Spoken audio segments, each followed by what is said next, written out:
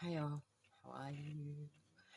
Yes, my face has got gunk on it to help it. It's just some facial scrub. So I wanted to come on today to talk about the second last time that my ex-husband tried to kill me. I hadn't slept with him for 2 years. He would just come back, beat me up. In that 2 years, he'd just come back, beat me up, and take my money once a fortnight. Call me every name under the sun. Couldn't get a hold of him for 2 weeks prior to him coming back and doing that all over again. I got into a bad state. I was drinking every night on the second year. Would just cry during the day, looking at a spot on the wall, wouldn't move. He made me feel worthless. He said nobody will want me, and I just have to put up with it. I'm the cause of all the problems, but that's what narcissists do. I never knew anything about a narcissist until I had left him and started looking into it. The counsellors got me to look into it. So, yeah, he had gotten out of jail for probably trying to hurt me again or whatever. And he got out of jail. He was living at my son's house, and which was about, I don't know, maybe 10-minute drive away, 15-minute drive, in the same suburb, but on the both on the outskirts. He was at my house for 2 days and he wouldn't leave, and he was on my laptop, and I thought, oh, that's really weird, and I kept going to have a look to see what was on the laptop, like what was he doing on the laptop for 2 days. And every time I looked, he'd flick to another screen, or like he had multiple windows open. I didn't know because I'm not good with technology, as you can tell. I'm improving. I'm gonna improve. But yeah, I didn't know anything about the laptops or how they worked really. I just knew how to send an email. I keep saying, oh my gosh. So yeah, I asked for, I don't know, about the 7th time because he wouldn't go home. And I said, like, what are you doing on my laptop? Like, seriously, give it back to me. And he looked at me from above, like, over the laptop, and he looked like there was smoke coming from his nose. He was like, like this. And he threw the laptop, and he just come at me and grabbed me and called me a slut and everything else. And he said, I've been reading your messages for 2 days. I've been reading all your, because I had a friends with benefits at the time, only for about 3 months maximum, on and off. He read all my messages through both phones, because I had 2 phones. He read my Snapchat messages. He read messengers, every message you could possibly look on all my devices. He had them downloaded or did something. I don't know. I'm not good with technology, like I said. And it all come up, like it revealed everything. So he was reading it all, and he's smacking into me and punching into me and put my head like through making holes in the wall, because he was smashing my head into the wall. And he kept calling me slut and everything else. And I said, how am I? Like, I haven't been with you for 2 years. We're not even together. Yeah, and I was like sort of screaming and telling him to get off me. I was crying at that stage. He had got me by the throat and like threw me across the other side of the bed. And then he jumped over. He was trying to like punch into me and stuff like that. I had my hands up trying to defend myself.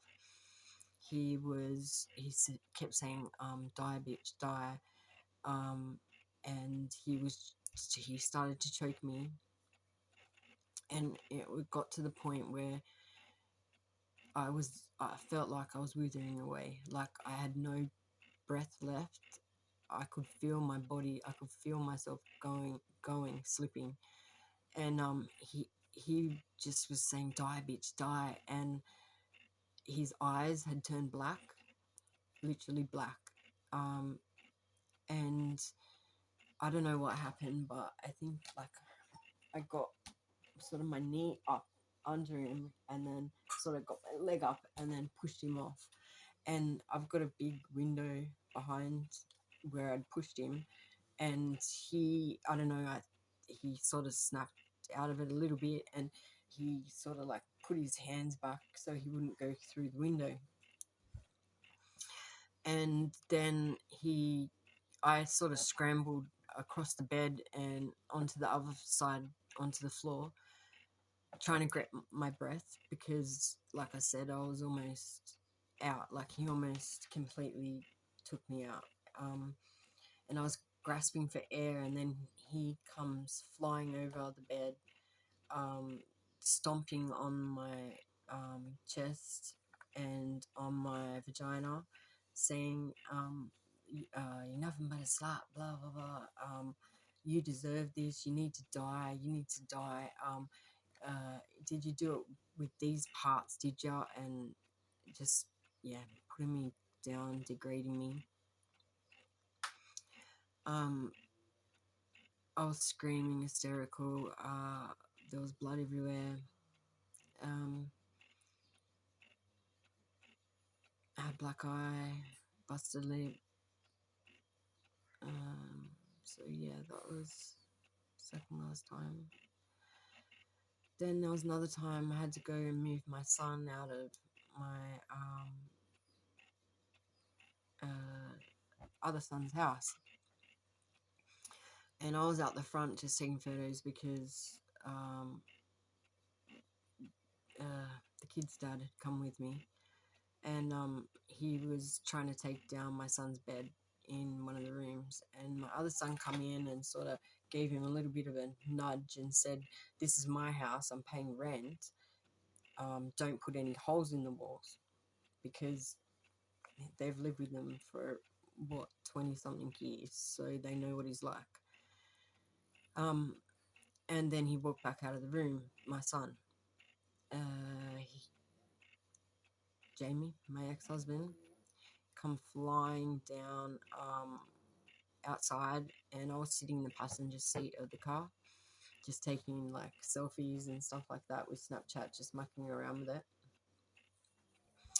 And he was smashing the tools onto the ground, and I'm like, what's going on, outside the window. And he just comes straight over to the window and slogs me 3 times in the side of the head.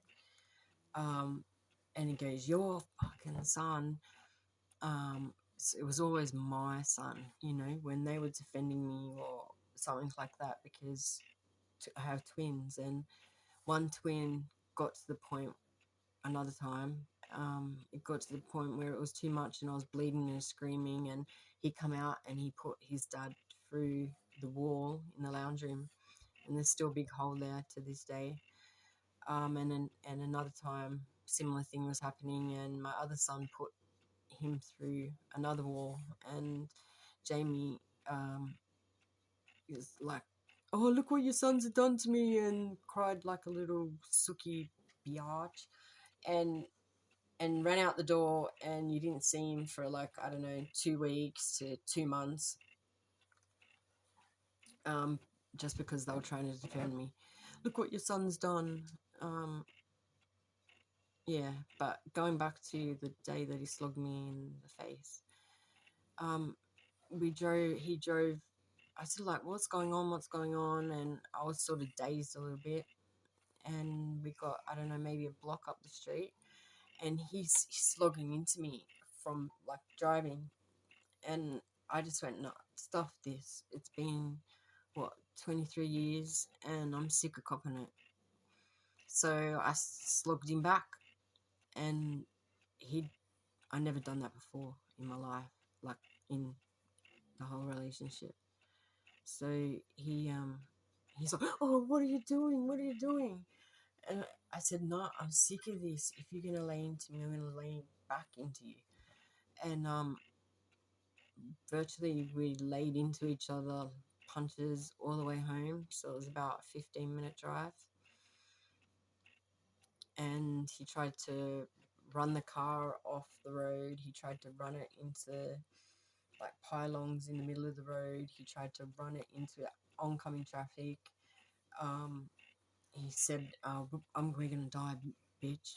We're gonna die. And by the time we got home, um, there was blood and stuff everywhere. I had to sort of use my like arms and stuff to walk, because I literally couldn't move my legs, because he couldn't. I was putting my hands up to block my face a lot of the time that he was trying to hit me. So he'd do a like leg shot, so my legs were pretty dead. So I had to use my elbows and stuff to crawl into the house. My son was on his first date with another lady, and I rang him and I said, don't come back here, because it's not a pretty sight. This is what's happened when we've gone to get your stuff. And he said, no, that's it. I've had enough. I'm coming back. I don't care if I'm bringing my girlfriend or new girlfriend back. I need to check that you're all right. So he come back, check if I was all right. He asked his dad to leave. His dad refused. And then his dad left, and I don't know what happened, but a couple of nights later, he ends up being back in my car, and he's yelling at me, and we got into the house, and he's grabbed me by the throat and just sort of up my whole body and slammed me down on this computer table, and it was just like my whole body just went straight flat across, and he slammed it down, and then he said, again, die, bitch, die. And he was choking me out, trying to choke me out. His eyes went black again. And I don't know what happened. Oh, I don't even know how I got away. I can't remember. It's in the police statement anyway. And he ran to go and get the knife, and I grabbed, I was trying to grasp for air. As he let me go, I went straight on the ground, and I was trying to grasp for air. I grabbed the drill because that was the closest thing to me, and every time he went to come at me, because he was just carrying on like a psychopath, I grabbed the drill and went to drill him, or it's the first thing that was there. So, and I was still gasping for air, and then I was trying to breathe, and I thought he'd settled down, and then all of a sudden he comes behind me.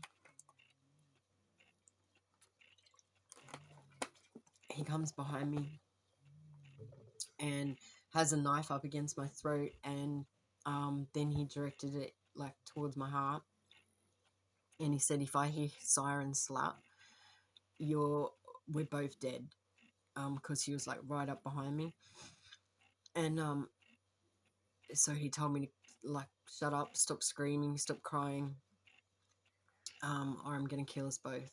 And then he started to rip out all my cords out of the wall, and I told it, like, I grabbed him and grabbed his arm and told him, stop being stupid in a mental case, like, leave my stuff alone and stop destroying it. And he like went to grab me, and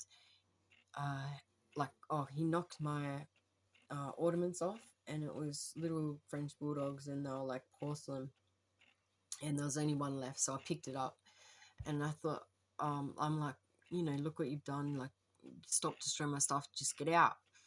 And he grabbed both his hands, and the the French bulldog was in one hand, and he squeezed it down, so the um, porcelain and stuff smashed in my hand and went in, yeah, went into my hand in bits.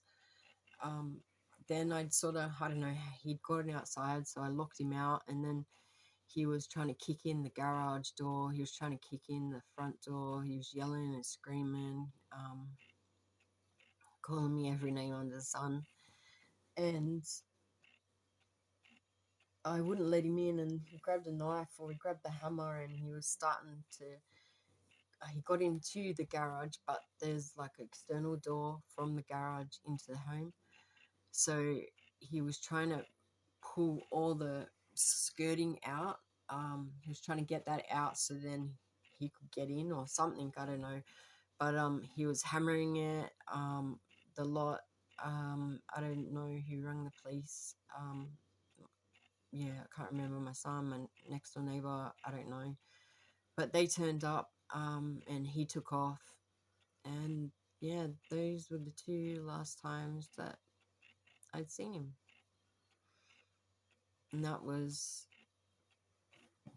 3 years ago.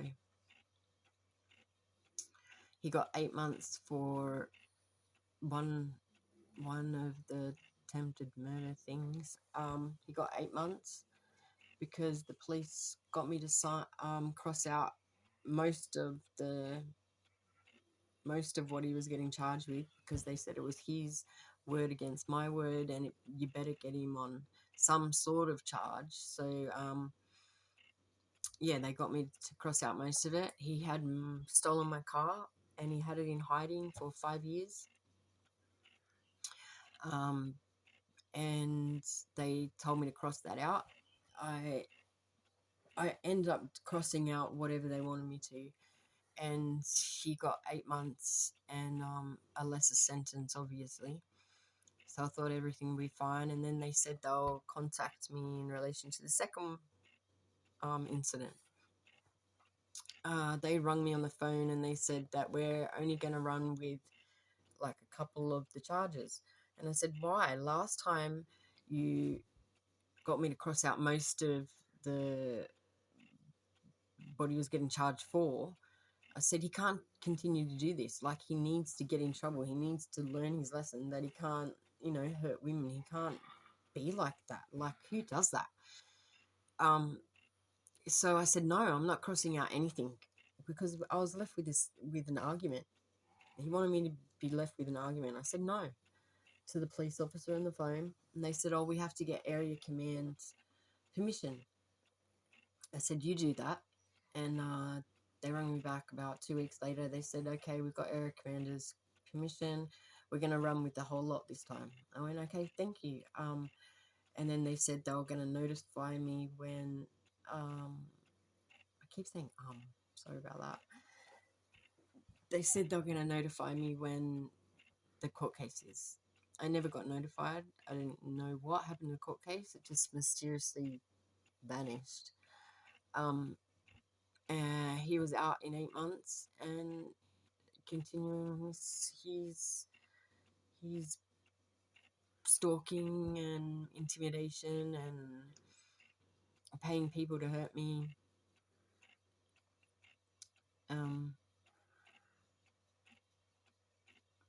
He's apparently the leader of some cult. God revealed all this to me. Or I get visions. I get like I'll have dreams and I'll see things, or I'll be sitting there and then God will just put a reel on the TV. So I'll be watching something else, and then a reel will come on of him. And yeah, so they were pretty dirty and disgusting ones.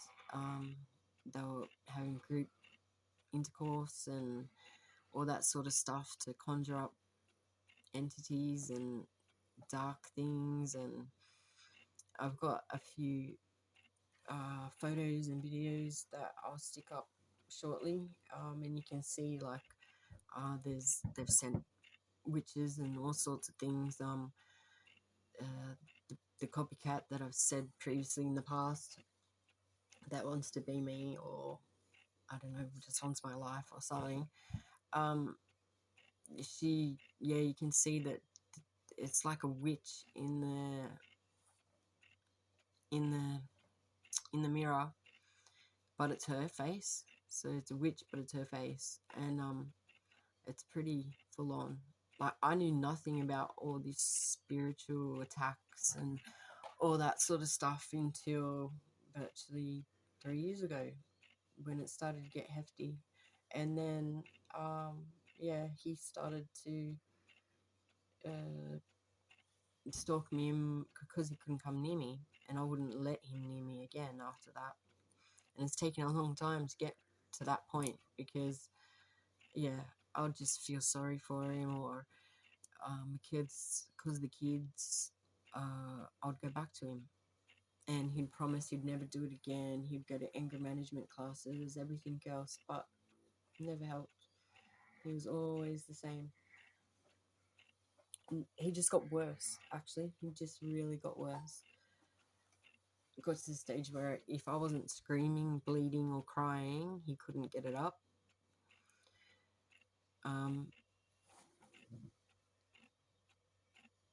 So yeah, that's a bit rundown of where it got to, and some of the spiritual things that spiritual attacks he's been doing. And I knew nothing about any of this, nothing at all. But yeah, I've got the Lord Jesus Christ behind my back, and he protects me now. So does God. So I fear no man, no woman, or demon. I just fear God. Well, it's not that I really fear God, I just don't want to disappoint him. That's all. And I had to go through this for a reason, so I could speak about it, and maybe it will help somebody else going through it. Maybe it'll prevent somebody from getting to the stage that I got to. Okay, if you think this will help somebody, please share, like, and subscribe. I'll get back to you again with another scene or another time of the abuse that I inflicted from him and others.